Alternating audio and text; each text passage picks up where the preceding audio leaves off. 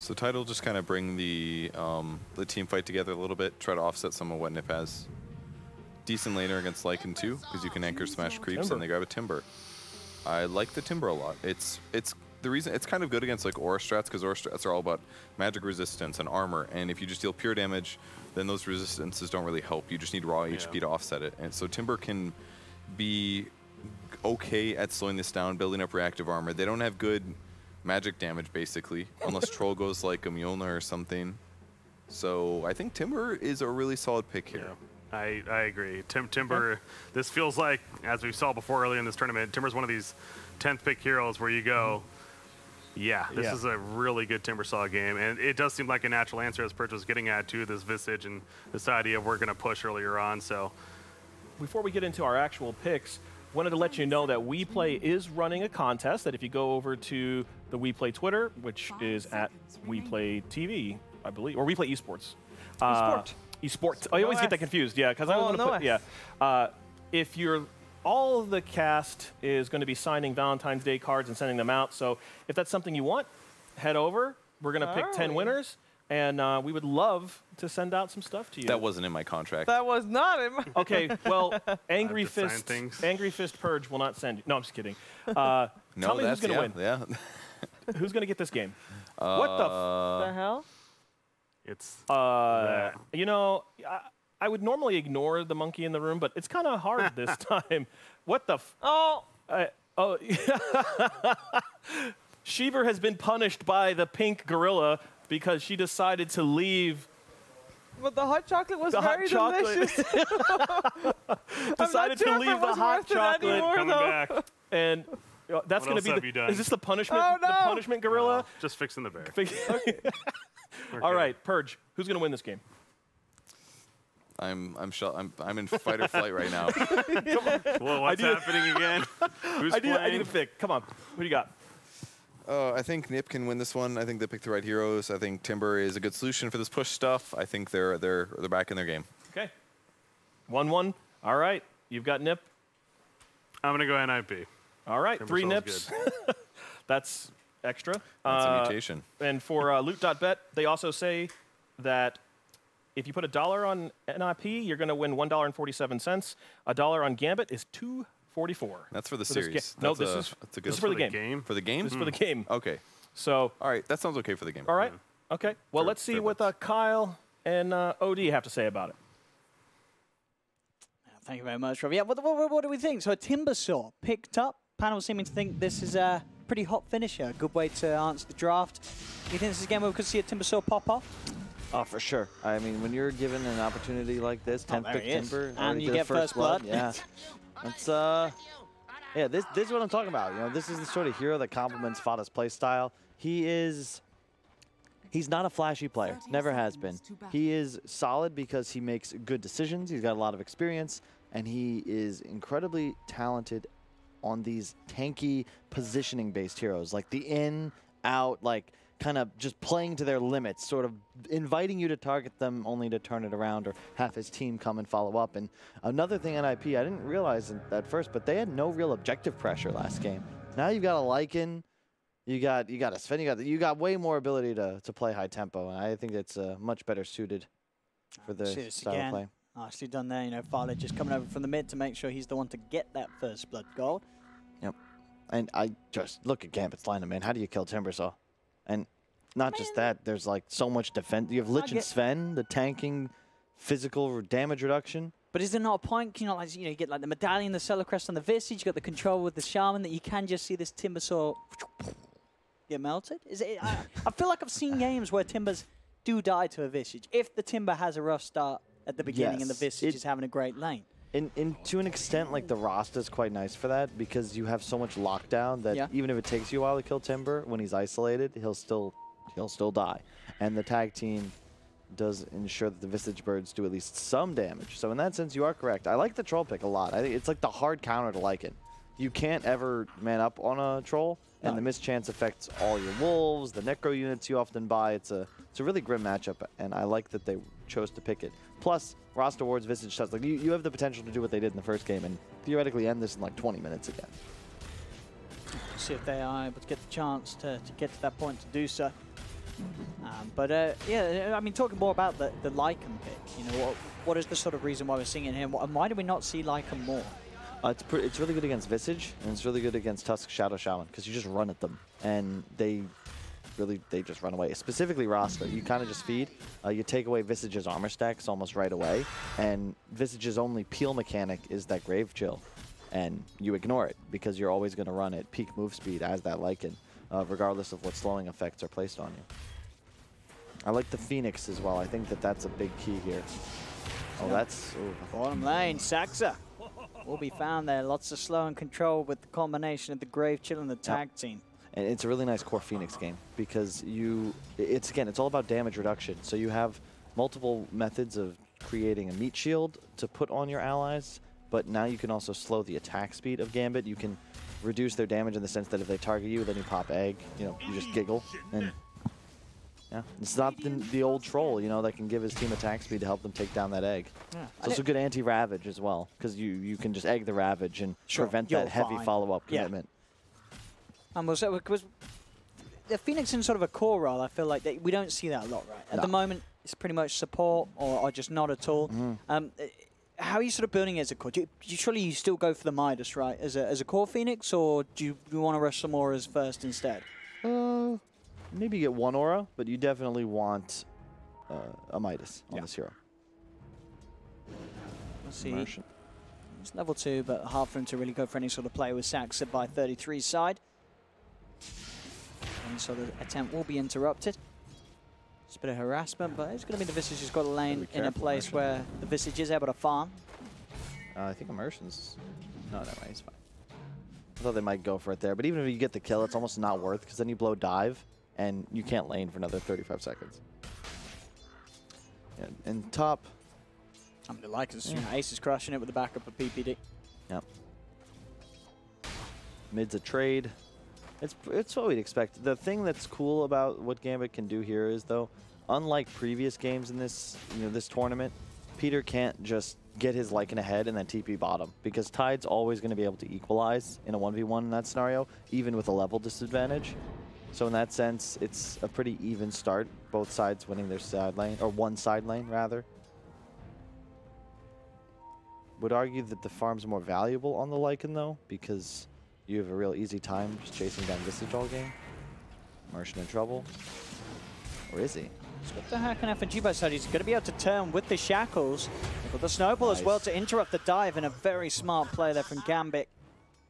Puts a total stop to what NIP was trying to get done there.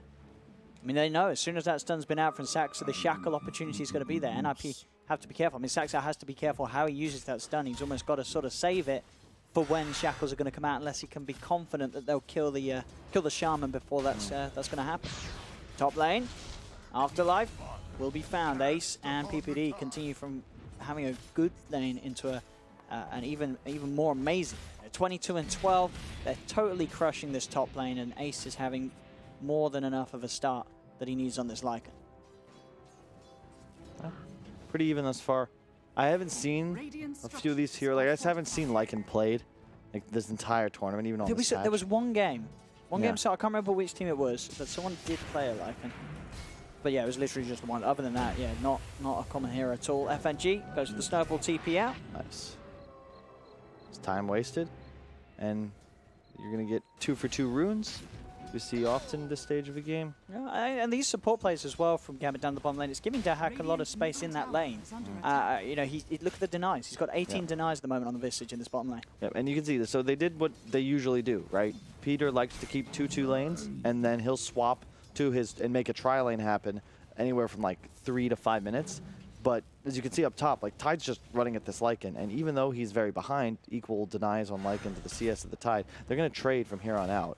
The mid matchup, pretty damn even, but I do believe Afo Ninja's had to buy extra regen 2 or 3 times. That's just kind of how it goes when you're playing against a Timbersaw.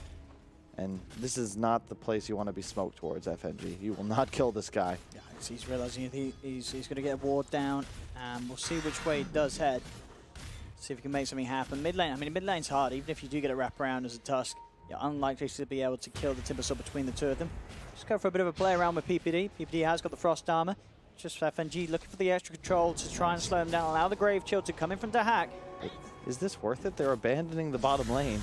Now Fada's going to be there to try and turn. He just goes straight away into the midst of them all. He does get shackled, but he's tanky. This is a level 6 Timber. You can't just hold him and hope for the best. His immersion will get turned upon. Fada gets one. They'll now look towards Tekcac. And as you say, this whole movement from Gambit just incredibly awkward, moving the tri-lane from the bottom to the mid lane, and in an incredibly telegraphed move that NIP have no trouble reading, and you just end up handing Fada a double kill. Hey, guys, no one's bottom. Care mid. Like, that was one of the weirder moves we've seen. Yeah, and not just that. Like, rule number 1 of playing against Timber is that you don't go into his lane. If you want to make a play, it's like you're opening on the Timbersaw with like 4 heroes and you're killing him and then looking to push. You can't target heroes in his vicinity because he just walks over and places himself between you and his weakened ally. And that's exactly what happened. That was a haste bottled, right? I mean, you got to know that that's an option as well, right? Like, it's just so, as you said, telegraphed to a T. Like, that's huge. Like, the one lane that Gambit really had going for them just through. Just like, walked into that mid. Whole advantage is gone because it's not just went down mid. Like, that's 2 waves for free that the Phoenix just picked up. And as soon as he hits 6, this whole lane changes. It's really a race 2-6 between Visage and Phoenix, and all of a sudden 3-3 is way ahead in that regard. That was so weird. That was so weird. Yeah, it was so uncharacteristic as well of the Gambit that we've seen today in the start of this series, and of course the previous one against NaVi. Oh. It's very, very off the ball. Yeah, mid lane Fada level 7, he's scary, and it's not going to be something that Ninja's going to enjoy too much laning against now, as Fada will be able to constantly threaten the life of this troll. Has got the ult to rely on, but of course Fada can wait this out, or maybe with the snowball backup. They're not going to be able to kill him, but at least they'll get Fada away from Ninja. I said Ninja nearly walks back into the chakram, as the chase is going to still be on. Fada's continuing with this. He's still got mana to play around with as he'll go towards Ninja. The Sinister Gaze from PBD holds the Timber in place. That's going to be the Tusk dead as well. NIP just making work here happen as Gambit making mistakes, and they're getting punished hard.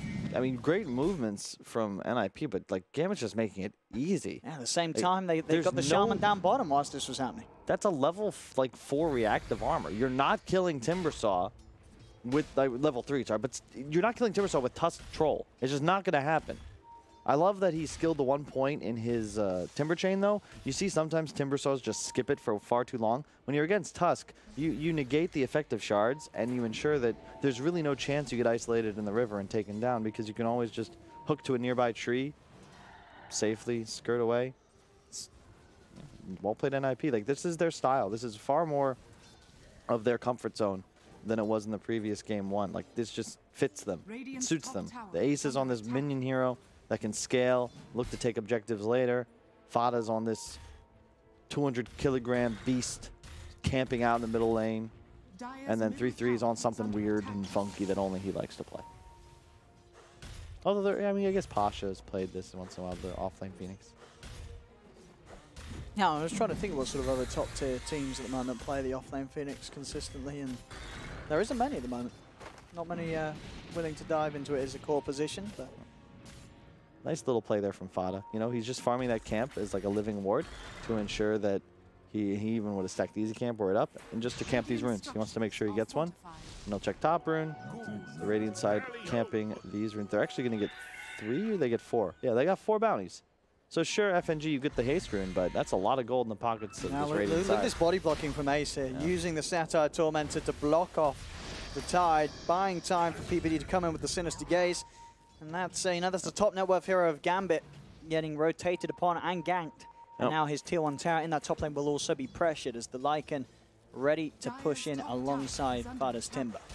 I feel like every single game thus far today has a team winning the lanes and then winning the game.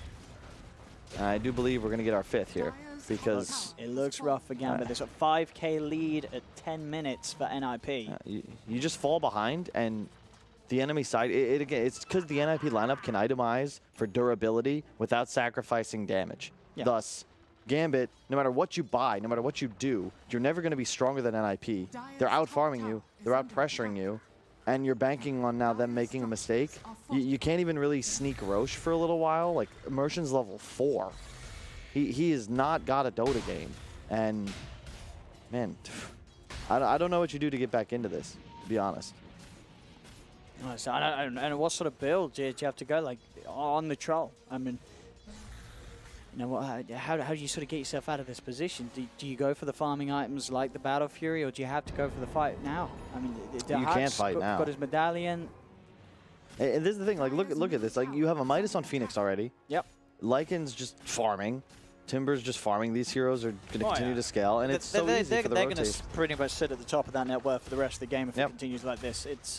He's even getting a Vanguard on Fada. Like, he'll have Crimson pretty soon, and while that doesn't affect Rost awards, Troll, Visage, Visage Birds do nothing. They do nothing into Crimson Guard. I mean, they're sort of beating Gambit their own game in terms of the itemization. You know, this is what you want. You want to be cooperating with the team and saying that I'll get the Crimson, you get the Vlads, we'll get all of these online. You know that you're at advantage now, and if you can get these items on in the next 5 minutes, come 20-minute mark, you're breaking the high ground. Yep. And it's just so simple for NIP to play this game. They're somewhat together, but they're still playing every single lane while they've got Ace's Lycan in the jungle. And I love where he's playing because he's got his ult active, and if something breaks out top or mid, he can just connect, pincer from the back line. But you don't want to farm lanes here because your hero is the best suited for consistently ricing in the jungle, and this also denies a ton of space and farm to Gambit. So I think he's playing this perfectly, and now he can even get aggressive because they've got that ward on the high ground. You know that Gambit's their only window back into this is some huge ravage into massive team buy, but like there's no magic damage on Gambit. There's no real AoE.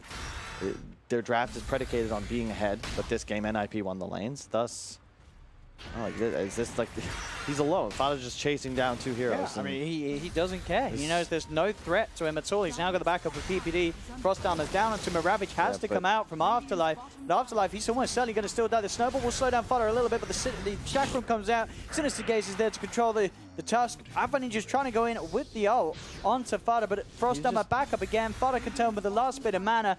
Has he got enough to burst this man down? He certainly looks to have so, as the Chakram holds him in place. Fada's able to Timber Chain out. Soul Assumption and the Birds. Can it actually get Fada in response? He's no. so tanky. The war cries there from Saxa. Fada is more than fine. Gambit just cannot get the kill on him. This Timber is already at the point where he is invincible against Gambit's lineup. 22-pick Timber versus, what was the last game? 22-pick Monkey King? Bit of a different story here. 3-3, he did go down on bottom, as you can see, but I think that's a worthy price to pay. No Ravage now, so NIP can just camp here, hit the tower. And probably kill the tide as well. The slow comes out. The Summer as well, bringing them down low, dive forward with the Supernova. They will actually turn, and they should be able to kill the egg off, so the egg will die for this. They can get everyone out. The Snowball keeping Afterlife alive a little longer, but the blast and stun comes out onto him. They'll cut down Afterlife. Ace is being shackled underneath the tower, but he's still got the ult up, ready to go, ready to dive in deep, chasing Gambit back up to the base. The Chakram's out to FNG. They're up past tier 3s now, as Fada has no care or scare at all. He has nothing to be worried about with this Vanguard, this Buckler, very close to having the completed Crimson Guard. I mean, it's, 14 minutes in, they're killing heroes on the high ground. And you can see how much easier it is to play Lich when you've got a frontliner, right? Like, he just throws the Frost Shield on the Lycan, on the Timbersaw, and they can go in. And this defensive ability allows them to continue to play offensively. That's like really what the difference maker is. The previous game, you had a Monkey King, he's more of an elusive kind of core. A PA, same deal, and then you had an offlane Tide that really was never going to be targeted in the first place. You had major damage issues, but the support duo of NIP just enable Fada to play that extra step aggressive, bait Gambit into trying to find kills that just really aren't possible. It's 15-4, it's an 11K gold lead at 15 minutes. Still total map dominance from NIP, and I do believe what Sheever wrote on the pillow will be correct, as this seems almost guaranteed to be a 1-1. For this game to sort of slip away from NIP, it's going to be sort of the biggest loss whilst they're at a lead that we've seen this tournament. Any game where they've had this lead, they close it up. NIP. And Radiant advantage. Hey guys, they're pushing bot tier 1. What's that mean? We walk into Roche. That's exactly what they're going to do. It's just so simple. Is there any way that Gambit can contest this? Nope, you take tier 2, but I don't think NIP minds because they can use this advantage to probably clean up the remaining tier 2s and threaten high ground. And if they drop Ross towards bottom, you might consider just going mid, then high ground right now if you're the side NIP. I don't think you have enough damage output on Gambit. And yet, Fada can just TP in alone, who cares? And they have to back off as soon as the Timber shows his face. NIP, easy Roshan, easy Aegis for Ace. It's now with the Aegis, Vlad's aura, Crimson Guard aura, everything good to go. PPD. It's going to sort of tank this bit of action. He does actually get the Chain Frost out. Does a fair bit of damage. Sinister Gaze as well, helping pull back the Shaman. He's being healed up by the Sunray. 33 will die, but PPD will be kept alive for now. Finally gets burst down by Dahak. They've lost 2 on NIP. There'll be a buyback from the Tusk, but Ace and Saxa, they're ready to try and turn things around. Dahak goes for the TP out, so he'll make it back safely. Immersion won't be quite as fortunate as himself, and potentially the Birds will go down. Can they get that bird in time? Nice. They will with a blast as the Birds fall. So Gambit, I mean, for the first time, they do get a couple of kills, but it's nothing. It's more the hubris of NIP. I mean, Peter's just pushing middle completely alone, and 3-3's like, all right, well, I guess we'll just battle. Timbersaw had TP'd bottom. He was nowhere near. Lycan was at least 20 seconds away. Oof, almost got him with the shard there. But yeah, like, NIP's just playing so stupid aggressive right now, and yet still Gambit can't punish too well. TP attempts out here, but then again, PPD's there with the Sinister Gaze, dragging in Old Aqua JB4. Top for Ninja, TP out, still trying to finish his Yasha. It's a slow game, slow start for the Troll. I mean, for all of Gambit's members. A very tough one here. I mean, if you are Gambit, sort of considering the way that this game 2 went, I mean, why are we seeing this game just go so differently to game 1? What is sort of the major thing? The lanes. It's all the lanes. But in that sense, you know, we've seen NIP now sort of take away the SF, take away the strat that Gambit have been so strong with. How do Gambit change things to? Well, you gotta if they can't get the SF. The second pick advantage is all about the effectiveness of the 22 pick, and in this game, it's Timbersaw. You not only solve a lot of the damage issues that NIP had, but you're just not targetable. You are not targetable in this game. He's able to itemize for more auras that most heroes don't really like, notably the Crimson Guard. Not an aura, but you get what I'm saying. And it just stacks perfectly with the NIP concept. I think the Sven is actually more important to think about if you're Gambit than anything else, because it's such a strong laner, and you also have the ability to rotate, find kills in lanes, the war cry. It's just one of the best 4 heroes in this patch, and Sox is quite adept at playing it. I don't know. Like, it's tough to read. I mean, like, what really, like, they ran over the game, so they won. They tried to kill Timber. They had the tri-lane rotate mid. You just can't do stuff like that. Yeah, that was the first big mistake, really. And it's not made the game any easier for Gambit. It's 19 minutes in, they're high ground being pressured. But it will TP back towards the mid lane as they'll look to try and make a play on Tap and Ninja again with the control from the Sinister Gaze. The Chain Frost bouncing around. And Ninja will try his best to run. The stun is up. We'll stun the 2 of them. Actually keep the Chain Frost bouncing onto the Centaur. Now they just walk back top. They already have a ward placed. Mid lane's pressuring. And yeah, sure, Gambit got bot tower, but does that help them? They know there's a ward up there, but nothing to check, unfortunately. Well, I think has his Yules on the way. Vanguard finish on the Visage, but that's not going to do a damn thing for him. Oh, it's not going to save the towers. As NIP... So much regen. Still have that Satyr creep, so. They just take no harassment at all with their items and with the war cry from these Visage Birds. They do nothing as Old Aqua JB4 caught on the front lines, tied dead. NIP onto hitting the racks with very little, if anything, that Gambit can do at this point. They pop the fortification, they will buy back with the tide. We'll hold NIP back for now. And they're a little slow. 3-3 will only get the 1 bounty instead of both. Gambit do grab 1, which is honestly more than they could hope for. They're gonna lose Shrine. And the thing is, the NIP lineup is such that because they've got their win conditions covered, like you have Lycan, you have Timber, you're not falling off anytime soon. So they're really in no hurry to end the game. No, they can play it safe. No rush whatsoever. FNG's been spotted out. Got the vision on him. He'll try. Buy himself some time, but Missile easily able to clean up. As Fada chasing. more than making up for his game 1 performance here. The second game, 10-0-4 on the Timber. He's had an easy time. Their hacks also not going to be able to escape this. Again, PPD with his lustrous gaze drawing the attention as he makes eye contact and then gives him a spank. Beautiful. I wouldn't be surprised if we see a GG momentarily. This is very getting over. There's a little disheartening for Gambit. There's a Sheevas on the Phoenix. 21 minutes in, yep. Yes, there is. This game is very over.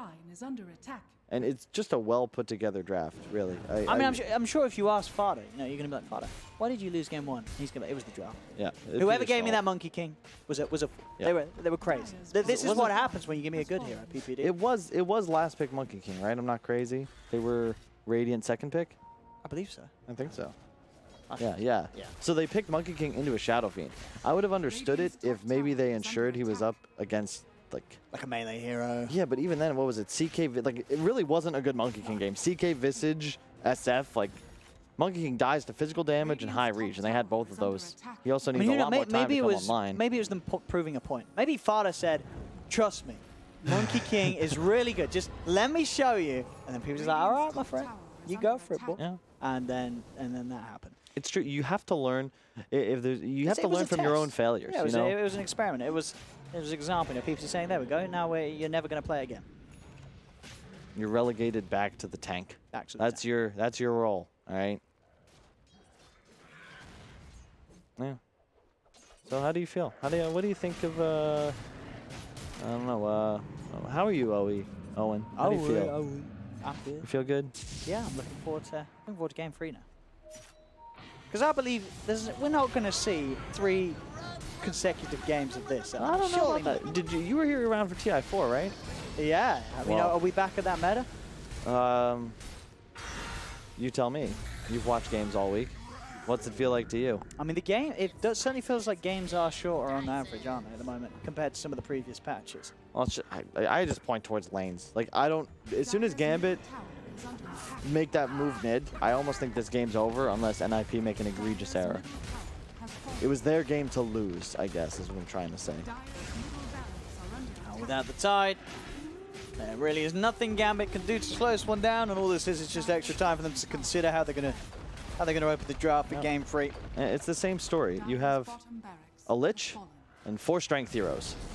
They itemize for survivability, their skills, and the items as well give them a bit of damage, so they become untargetable, and they outfarm you. And here we go, Gambit giving them a few more kills to fan up the stats of NIP as GG is called, and NIP with a lot of these. Very, very easy for them. We'll take game 2 as we sort of see the series sort of get back on track as some may have expected, considering the 2 teams at hand.